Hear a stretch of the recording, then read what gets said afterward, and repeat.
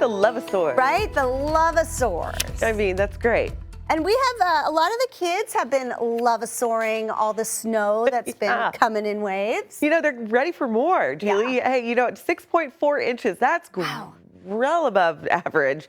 And Julie made a good point. I love that Julie, with her meteorology background, she goes, how much snowfall do we average annually? And I was like, you know what? Let me pull that up real quick. Average for the entire year is 8.7 inches. And just in 1 month, one storm system, we've had 6.4 inches of snowfall. It's just beginning of the year. So we do have another opportunity as we'll start to look at the extended planner. We'll get to that in just a second. But for now, let's talk about rain, because that's going to be mentioned a lot because our temperatures are a little bit warmer. So if we do get some precipitation, it will be falling in the form of rain. And that's what we're looking at. We still need some rain to make up for that average, although we are well above average in terms of that snowfall. Here's what we're looking at, Julie, from tonight until tomorrow. I mean, maybe a 1/10 of an inch. This is mainly going to be confined for areas along and south of I-40 as we are tracking a weak cold front that will slide through, and then a warm front will lift northward, and that's going to bring in some rain chances. Let's talk this through because that might have been a lot to handle on the Saturday morning.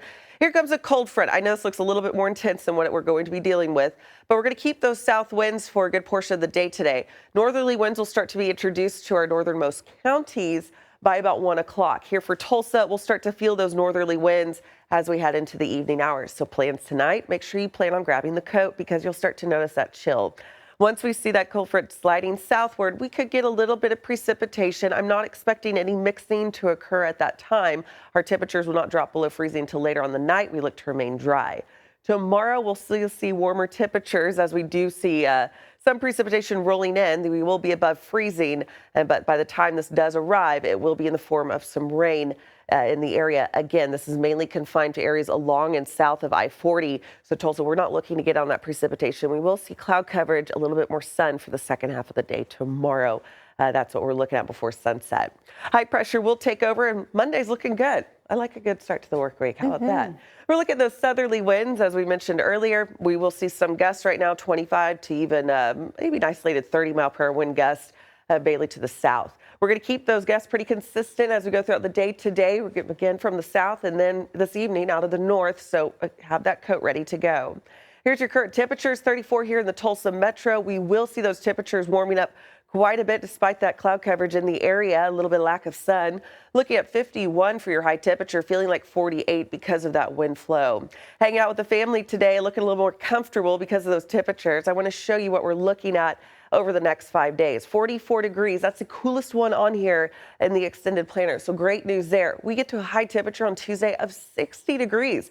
Great. We love these temperatures. On top of that, we do have increasing chances for some additional showers area wide. Up, and away we go Wednesday, Thursday, into Friday. I do mention January 31st is on Friday, so we do look to add on to our rainfall totals for the month as we finish the month of January. And I want y'all to pay attention closely to this. Julie, you watching? I'm watching. Okay. Here's what we're talking about right now, and there's been a lot of buzz going on. February 1st through the 7th, we're starting to see some indication right now that winter's not done. It's not done. We still have 55 more days until spring. So we know that February can provide us with some of our biggest snowstorms too. We actually see average higher snowfall in February than we do January. So we're really watching closely. Still several days out. Worth mentioning now that we could see that drop in temperatures, and there's some hints that it could be coming along with some wintry weather as well. And do we even mention